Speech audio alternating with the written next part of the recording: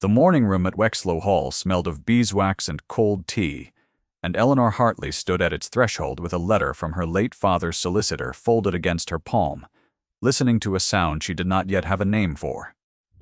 It came from beyond the half-open door of the small library, a low murmur, and then a laugh she knew better than her own breath, because it belonged to her sister. She did not move. The third week before the wedding had arrived, gray and quiet, the gardens beyond the windows stripped to bare branches and stone, and she had risen early to bring the Duke the corrected settlement papers, the ones her father's man had pressed into her hands with a face she had thought, at the time, far too grave for the occasion. Now she understood the gravity. Now she stood very still, and let the door tell her the truth. Her family had spent 3 months arranging her not to hear. Through the gap she saw the Duke of Wexlow seated on the low couch where she herself had taken her morning chocolate not 2 hours before, and beside him, far too near him, in a gown of pale rose that Eleanor had paid for, sat Sophia. Her younger sister had her hand on the Duke's sleeve. The Duke had his head bent toward her in a posture Eleanor had never once been offered in the whole length of their cold and correct engagement. The fire had burned low. A teacup had been set aside and forgotten. Eleanor felt the letter crease under her fingers and did not look down at it. She was 26 years old, and the season had long since decided what she was. She had heard the verdict in a dozen drawing rooms, always just out of the speaker's intended hearing, always meant to reach her. Anyway, to the season, she was the practical one. The plain Hartley sister, the elder, the one with the head for figures and the modest face, brought to the altar of the Duke of Wexlow not for any quality a man might wish to wake beside, but for the £4,000 her father had set aside before he died and the unencumbered acres that came with it. Sophia was the one men looked at. Eleanor was the one men married. When the looking was done and the accounts wanted settling, she had told herself she did not mind. She had told herself a great many things across 3 months of careful, hollow courtship, and standing at that door she watched every one of them come apart. What she did not yet know was that the man bent so tenderly toward her sister had a reason for his coldness to her that had nothing to do with rose-colored gowns, and that the letter folded in her hand would, before the spring, empty the great house she now stood inside of every comfort its master had taken for granted. She knew none of that, yet she knew only the laugh, and the low fire, and the hand on the sleeve. If you have ever stood outside a door and understood your whole future in the space of a breath, then you already know what Eleanor did next. She did nothing. She closed her hand around the letter, and she turned and she walked back down the corridor with her spine straight and her steps even, and she did not let the house hear her go. The engagement had been her father's last arrangement. Mr. Briah Hartley had been a careful man, a merchant's son who had married into a respectable name and spent his life converting prudence into property, and he had died in the autumn with 2 unmarried daughters and a single great fear, that the world would treat them as it treated all women with money and no rank. He had liked the Duke of Wexlow, he had liked the man's silence, which he mistook for depth, and the man's debts, which he believed his daughter's fortune would cure into gratitude. He had signed the preliminary articles from his sickbed, and he had told Eleanor in the last clear conversation they ever had that she was the daughter he need not worry over, because she had sense enough for both of his children. She had held his hand and promised to look after Sophia. She had not understood that the promise and the marriage would, in time, become the same knife. Sophia was 19, and lovely, in the uncomplicated way that made strangers smile at her in the street. She had wept at their father's grave with her whole body, the way Eleanor could not, and Eleanor had loved her for it, had envied her the freedom of that grief. Sophia felt things at the surface, where everyone could see them. Eleanor felt things in a deep and locked interior room, and had learned very young to keep the key. The 2 of them had come to Wexlow Hall together in November, the bride and her sister, and the Duke had received them with perfect courtesy and a face like a closed shutter, and Eleanor had thought, in her first foolish week, that perhaps under the silence there was a man she might learn to know. The Duke of Wexlow was 34, tall and spare with dark hair going early to iron at the temples, and a way of holding himself that made rooms arrange around him without his asking. His name was Adrian Crail. Eleanor had used the name in her thoughts only once or twice, the way one tests the weight of a thing one is not sure one is permitted to lift.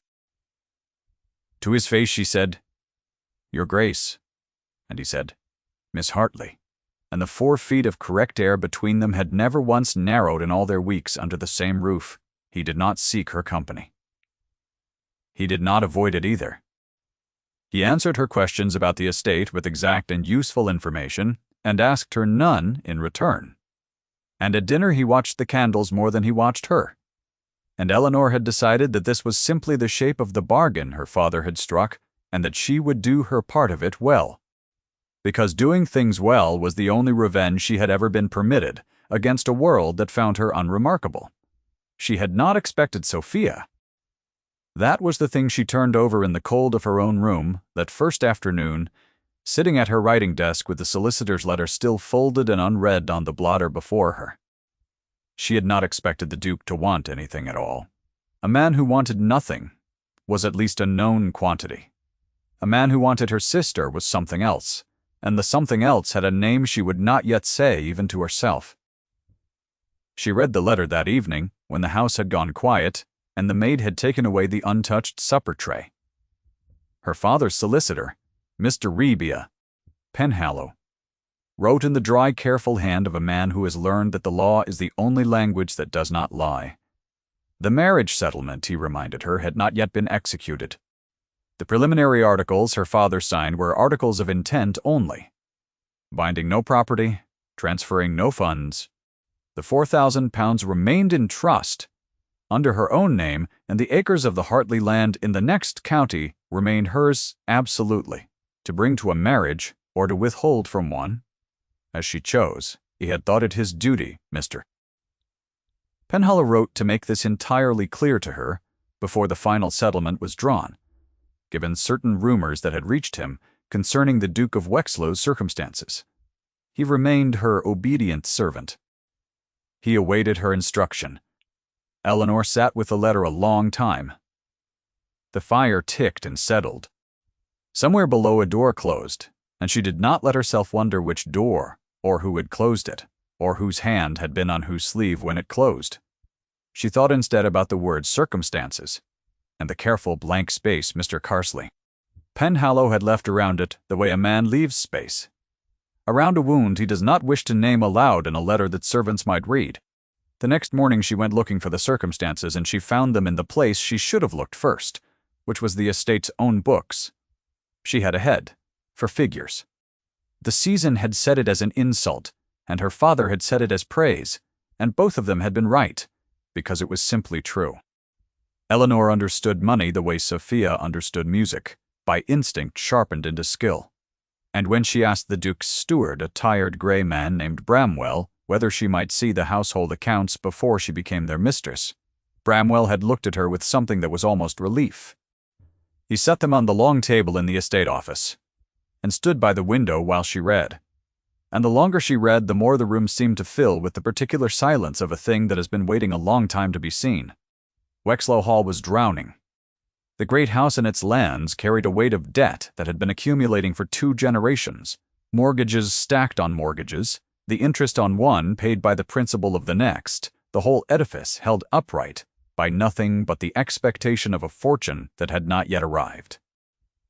Her fortune. The £4,000 and the unencumbered acres were not a gift the Duke would receive with gratitude. They were the single plank between the Duke and the cold, open water, and her father, careful as he was, had not known how cold the water was, or how near. Bramwell spoke from the window without turning. He said that the late Duke, the present one's father, had been a man of appetites and few of them cheap, and that the present Duke had spent the 8 years since his succession trying to hold back the sea with his bare hands. He said it quietly, the way a servant speaks of a master he has decided against all professional wisdom to be loyal to. He said the Duke had sold what could be sold without scandal: the London house, the better horses, his late mother's jewels, and that what remained could not be sold without the world knowing, and that the world knowing was the one thing the Duke would not permit. Eleanor closed the ledger. She thanked Bramwell. She walked back to her room past the small library, and the door was shut, and she did not look at it. She understood now the shape of the bargain more completely than her father ever had. The Duke did not want her. The Duke wanted her money, and being a proud man and a desperate one, he had arranged to take the money and despise himself for taking it, and to wall off the despising behind a face like a closed shutter, so that no one, least of all his bride, would ever see the cost. That she could almost have forgiven. A loveless marriage was a thing she had prepared herself for the moment her father signed the articles. What she had not prepared herself for was Sophia in pale rose in a low fire, and a tenderness offered freely to the very person Eleanor had brought into this house under her own protection. That was the part that moved beneath her ribs all that long. Gray day like something with a current, not the betrayal of the marriage, the betrayal of the love. She did not weep. She had never been a woman who wept easily, and grief in her ran downward and inward and turned under pressure into something harder and more useful. She sat at her writing desk as the early dark came down, and she took out a clean sheet of paper, and she wrote to Mr. Penhallow. She wrote that she had reviewed the circumstances and found them as he feared. She wrote that she would require his presence at Wexlow Hall, and the presence of the trust documents at his earliest convenience. She wrote that no settlement was to be drawn, no funds were to be promised, and no acre of the Hartley land was to be encumbered, until she sent word, and that he was to consider this instruction to override any other he might receive from any other party, including the Duke of Wexlow himself. She signed it Eleanor Hartley, in the firm, small hand her father had taught her, and she sealed it, and she gave it to a footman to carry to the post with a coin that bought his discretion. Then she went down to dinner, and she sat across from the Duke and beside her sister, and she was perfectly pleasant, and no one at that table guessed that the woman passing the salt had just begun, very quietly, to empty the house around them. It would be easy to tell this next part as a tale of cold triumph, the wronged woman springing her trap. It was not that. Eleanor moved through the following days, carrying two truths that would not lie down together, and the friction between them wore at her more than any single grief could have. The first truth was that she had been deceived, and that justice, plain and procedural, was hers to take.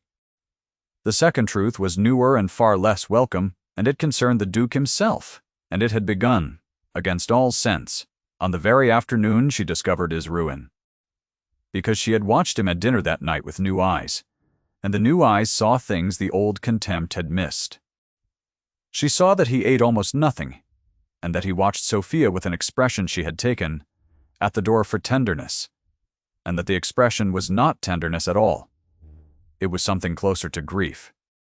She saw that when Sophia laughed, the Duke's jaw tightened, and that he turned the conversation gently and firmly, away from himself and toward her sister's small enthusiasms, the way a man steers a boat, away from a rock he alone can see.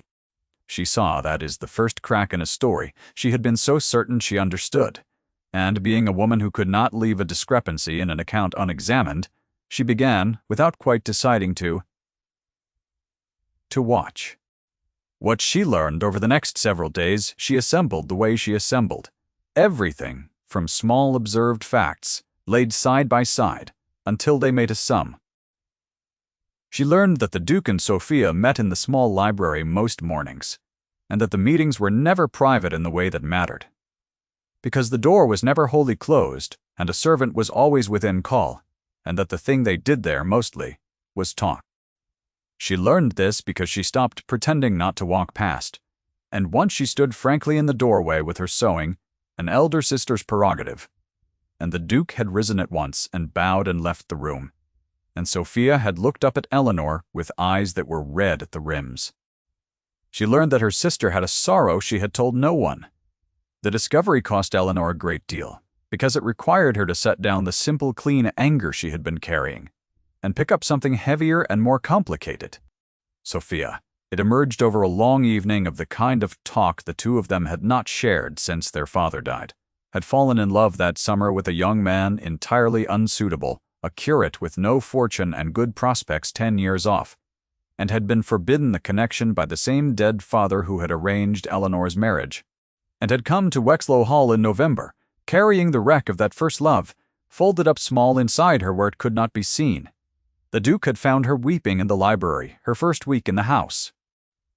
He had not comforted her in any way that crossed a line. He had done the one thing Eleanor would never have guessed of him. He had listened. He had told her. Sophia said that grief did not obey the calendar of other people's convenience, and that she might bring hers to that room any morning she liked, and that he would not report it to her sister or to anyone because a person was entitled to the privacy of their own heart. Eleanor sat very still in the firelight while her sister told her this, and felt the architecture of her certainty shift under her like a house, settling on its foundations. She had built a betrayal. The materials had been a low fire, a pale gown, a hand on a sleeve, a laugh. She had been so sure. And the truth, when she finally let it into the locked interior room, was not betrayal at all. It was two wounded people who had each recognized a wound in the other, and had been, in the only way the house permitted, kind. She should have felt relief. She felt instead a strange and terrible exposure, because if the Duke was not the man of her contempt, then she did not know what he was, and she did not know, now, what she had set in motion with her letter to Mr. Stinks. Penhallow, or whether she could call it back, or whether she wished to. The Duke himself she still did not understand, and she set about understanding him with the same patient attention she had given the ledgers. It was the child who gave him to her. She had not known there was a child. In a wing of the house she had been told was closed. Behind a door she had been told was locked. There was a boy of perhaps 5 years, dark-haired and grave, whose existence the household kept the way it kept all the Duke's secrets, completely and without comment. Eleanor found him by accident on a wet afternoon, following the sound of a small voice reciting a lesson to no one, and she stood in the nursery doorway, and the boy looked up at her with the Duke's own eyes set in a softer face, and asked her with great seriousness whether she had come about the soldiers because his were lost. His name was Thomas. He was the Duke's son, born of a marriage no one at Wexlow Hall spoke of, and his mother was dead. And that was the wound, though Eleanor did not have the whole of it yet. She knelt on the nursery floor and helped the boy find his lost soldiers under the wardrobe, and she stayed an hour, and when she rose to go, the boy asked her, in the unguarded way of children, whether she was the lady who was going to be his mother.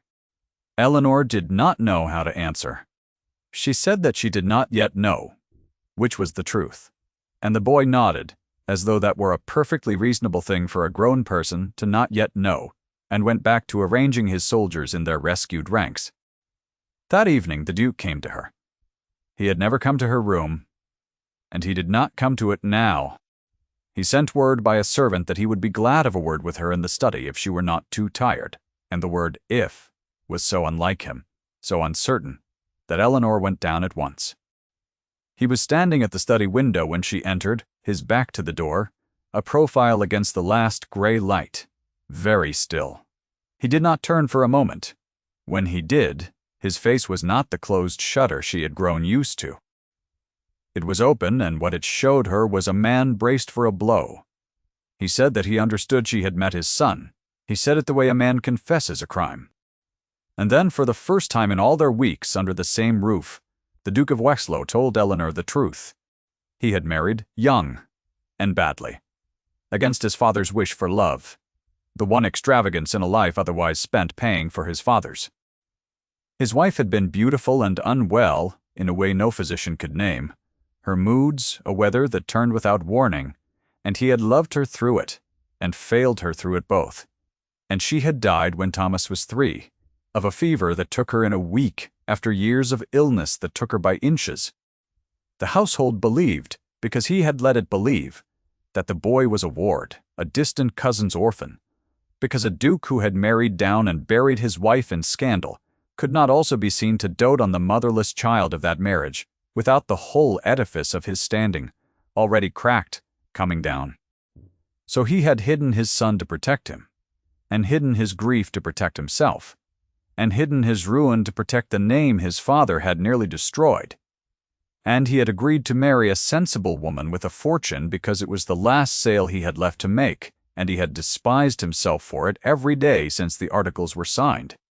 He said, his voice low, that he had treated her coldly because he could not bear to offer her a counterfeit of feeling when he had already sold her the thing itself, her future, for £4,000. He said he had told himself the distance was a kind of honesty. He said he saw now that it had been a kind of cowardice. He said he was sorry, and that he would understand entirely if she wished the engagement at an end, and that he had no right to wish otherwise. Eleanor stood in the study with the truth finally in the room between them, and understood that she had, 3 days before, set in train the precise instrument of his destruction, the letter to Mr. Penhallow, the withheld fortune. She had built a small, lawful engine to empty the estate of the only thing that could keep it afloat. And she had built it out of a betrayal that had never happened, and it was, even now, traveling toward execution. She did not tell him. Not yet. She said only that she would think on what he had told her, and that she was glad to have met Thomas, and that he need not fear she would speak of the boy. She went back to her room, and she did not sleep. And somewhere in the small hours she understood that the question before her was no longer whether she had been wronged because she had not been, but what kind of woman she intended to be, now that the power to ruin a man lay entirely in her own 2 hands. She rose before light, and she wrote a second letter to Mr. Penhallow, countermanding the first, and she carried it down herself to give to the Morning Post, and it was on the stairs, in the cold blue dark, that she met the Dowager. The Dowager Duchess of Wexlow, Adrian's aunt by marriage and the keeper of the family's standing since his mother's death, had arrived the previous evening in a great deal of luggage and a worse temper. Summoned, Eleanor would later learn, by an anonymous note from a servant who hoped to be rewarded for vigilance. She was a handsome, upright woman of 60, with a fan she held a half-inch too high, and a voice trained over 40 years to make the word "indeed" land like a closing door. She had come to inspect the bride. She had heard things about the bride. And she stood now at the foot of the stairs, and watched Eleanor descend, with a letter in her hand, at an hour no respectable woman had business being awake, and she drew her own conclusion, and she voiced it. She said to her companion, in the carrying murmur of a woman who intends to be overheard, that this was the merchant's daughter, of course, and that one could always tell because they crept about a house at dawn as though they meant to inventory the silver. The dismissive label landed in the cold stairwell with perfect clarity. Eleanor stopped on the 3rd stair from the bottom. She did not flush. She had been called worse in better company. She inclined her head to the Dowager with exact and frostless courtesy, said, "Good morning, Your Grace," and continued down past her to the door and gave the footman her letter, and the Dowager watched her go with the expression of a woman whose first impression. What followed over the next fortnight was a campaign, and the Dowager conducted it the way her kind had always conducted such things, not with open cruelty, which was vulgar, but with 100 small adjustments of temperature. Eleanor was seated below her station at dinner. Eleanor's opinions were received with a smile that did not reach the eyes, and then disregarded. The Dowager wrote to acquaintances. The Dowager let it be known, in the way such things are let, that the Duke's engagement was a matter of unfortunate necessity, and not at all a love match, and that the bride was a person of fortune and no family, and that one did what one must in straitened times but need not pretend to be pleased about it. The county absorbed the verdict and adjusted itself accordingly. Invitations that would have come to a duke's betrothed came addressed coldly, or did not come at all. Eleanor bore it the way she bore everything, by working. She had countermanded the ruinous letter, but she had not abandoned her head for figures, and what she did now, quietly, over many mornings in the estate office with the loyal Grey Bramwell as her only confidant, was something the Dowager would never have imagined a merchant's daughter capable of. Because the Dowager could not imagine that competence and dignity might live in the same plain person. Eleanor began to take the drowning estate apart and rebuild it. She found waste. The old steward had been too loyal to name, and too tired to fight. She found leases set a generation ago at rents that no longer made sense, and tenants who would gladly pay fairly for repairs that had never come. She found a London man holding 3 of the worst mortgages who could be persuaded, by a frank letter and a credible plan, to consolidate them at terms that did not bleed the estate white every quarter. She did not use her own fortune to do it. She used her head, and she used the Duke's land, and she used the one thing no one at Wexlow Hall had thought to bring to the problem, which was the plain merchant's understanding that a great house is only a business with better manners, and that a business can be saved by anyone willing to do the unglamorous arithmetic of saving it. The Duke watched her do it. He did not interfere. He had given her the run of the books the morning after the study, when she told him simply that she did not intend to be a duchess who did not understand her own house, and something in his closed face had eased a fraction, and he had said only, "Come to me when you need a signature," and left her to it. He took to appearing in the estate office on some thin pretext most afternoons. He took to bringing his son, who had been let out of the locked wing the day after Eleanor found him, because Eleanor had said, in the same level voice she used for everything, that she would not marry into a house that hid a child, and the Duke had looked at her for a long moment, and then sent for the boy himself. So the afternoons in the estate office acquired a shape.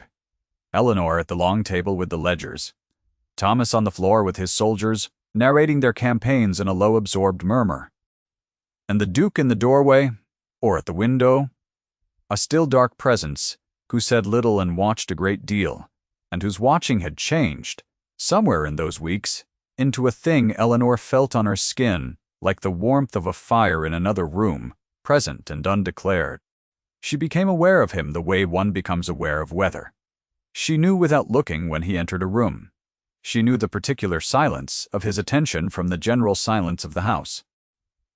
One afternoon he leaned over her shoulder to read a column of figures, close enough that she felt the warmth of him along her side, and caught the plain, clean scent of him, soap and ink and cold air, and her hands stilled on the page, and her heartbeat moved up into her throat where she could feel it, and neither of them spoke, and neither of them moved, for the length of 3 slow breaths.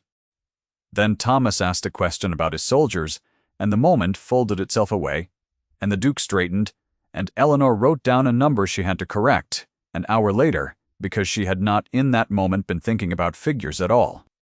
She told herself it meant nothing. She had become very good, over 26 years, at telling herself things. The body, though, kept its own honest books, and the body recorded the truth her careful mind would not approve, that she had stopped working to save a man she pitied and started working to save a man she could not stop watching for. It was the Duke who said it first, and he said it badly, which she came in time to treasure more than any smooth speech. They were alone in the estate office in the last light of a short day, the boy gone up to his supper, the ledgers closed, the work of the afternoon done. Eleanor had risen to go. The Duke was at the window in his habitual stillness, and as she passed he said, her name, her given name, Eleanor, the first time he had ever used it, and the sound of it in his low voice stopped her, as no command could have. He turned from the window. He said that he had agreed to this marriage as a transaction, and had no right to ask it to be anything else. He said that he had watched her save his house with her own clear mind, while the dowager called her a merchant's daughter, and that he had watched her kneel on a nursery floor to find a lost boy's soldiers, and that somewhere in those weeks the transaction had become the last thing in the world he wanted, because what he wanted now, what he had no right to want, and wanted anyway, was her, not her fortune. Her. He said he knew he had forfeited the right to be believed. He said it anyway because she had taught him, by her own plain honesty, that distance was only cowardice with better manners. Eleanor stood in the dim room, with her heart going hard against her ribs and her careful mind, for once, entirely silent. She did not say what she felt. She was not yet able. She said instead the truest thing she could manage, which was that she had come to that house prepared to be married and unloved, and that she did not know what to do with a man who appeared to be offering her the opposite. and that she would need a little time to learn the shape of a thing she had spent her whole life being told she would never be given. The Duke inclined his head. He said she might have all the time she wished, and that he would wait, and that he would not press her, and the restraint in it, the deliberate stepping back of a man who had just laid himself bare, undid her more than any pressing could have. He crossed the room. He stopped a careful foot away. He raised one hand and did not quite touch her face, his fingers hovering at the line of her jaw, close enough that she felt the warmth of them, and he let the hand fall again without arriving. And he said good night, Eleanor, and left her standing in the dark with the print of a touch she had not received burning on her skin. That might have been the turn of it. The estate was healing. The wound between them had become something warmer. And then the dowager, who had been gathering her forces, struck in the one arena where Eleanor had no figures to defend herself. The dowager gave a dinner. It was framed as a courtesy to the engaged couple, and was in fact a tribunal, and she filled the long table at Wexlow Hall with 30 of the county's most particular people, and seated among them, 3 places from the Duke, a young woman named Lady Margaret Vane, the daughter of an old and unencumbered family, whom the dowager had selected as the correct duchess, and invited. As a living argument, Lady Margaret was not cruel. She had simply been told her whole life that she was the right answer to exactly this kind of question. And she sat at the Duke's near hand with the serene confidence of a woman who has never once been the wrong choice. The dinner moved through its courses like a slow tide, and the dowager conducted it. She drew the table's attention, again and again, to Lady Margaret's family and Lady Margaret's accomplishments and Lady Margaret's understanding of what a great house required, and she drew it again and again, with exquisite politeness, to the gaps in Eleanor, the merchant grandfather, the absence of connection, the unfortunate practicality that was so useful, of course, in a housekeeper. And then, over the fish, with the whole table listening, the dowager delivered the label for the second time, polished now and aimed to wound in company. She said that she had nothing against a woman of business, indeed that someone had to understand the accounts, and that it was only a pity the Duke's situation had not permitted him to marry where the heart might have led, rather than where the ledger pointed, with a glance at Lady Margaret that left no doubt where the heart properly managed ought to have led.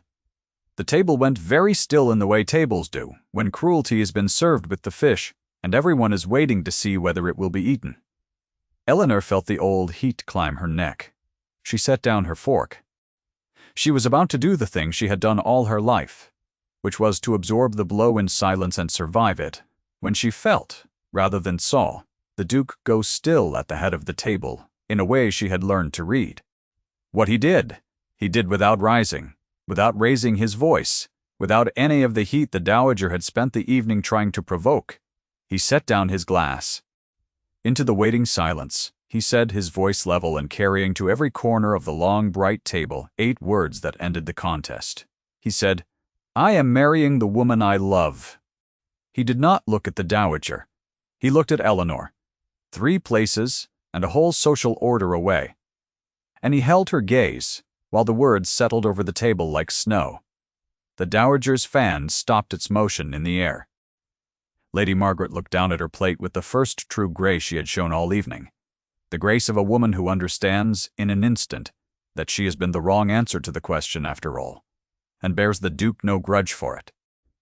And the table, that chorus of the county's most particular people, turned as one to look at the merchant's daughter the Duke of Wexlow had just claimed in front of all of them, and began, in the small adjustments of 30 faces, to revise its verdict. The dowager tried to recover. She said something about sentiment and the imprudence of the young, her voice climbing a half step she could not control. The Duke let her finish. Then he said, still quietly, that his aunt had been a great support to the family in difficult years, and that he was grateful, and that he thought she would find the air at the dower house, where she had so often said she would be more comfortable, very fine in the spring. The displacement was complete, and it was kind, and it was unmistakable, and the dowager understood it for what it was, and her fan came down into her lap, and for the length of one breath the confident, upright woman of 60 looked, in front of the whole county, simply old. Eleanor felt no triumph. She felt, to her own surprise, something closer to pity, because she saw in the dowager's collapse the same thing she had once feared for herself. A person discovering, too late and in public, that the only world they knew how to live in had moved on without them. The dinner ended. The county went home full of the only thing it loved more than a wedding, which was a story, and the story this time was true. By morning it had reached every drawing room in the county. The Duke of Wexlow, who everyone knew had married for money, had stood up at his own aunt's dinner and married for love instead. And the merchant's daughter, the practical one, the plain one, was not what the season had decided after all. Eleanor found the Duke in the estate office the next morning, where she had known he would be, because it had become, without either of them naming it, their room. Thomas was on the floor with his soldiers. The fire was lit. And she told him then the last thing he did not know. The thing she had carried since the study, the thing she had to set down before she could go forward clean. She told him about the first letter to Mr. Penhallow.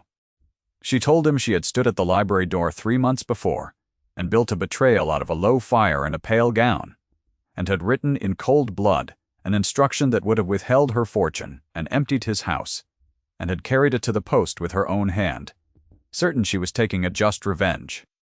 She told him she had been wrong about everything and that she had countermanded the letter the morning after the study, before she knew his son's name or his wife's fate or his own heart, on nothing more than the discovery that he was not the man she had condemned.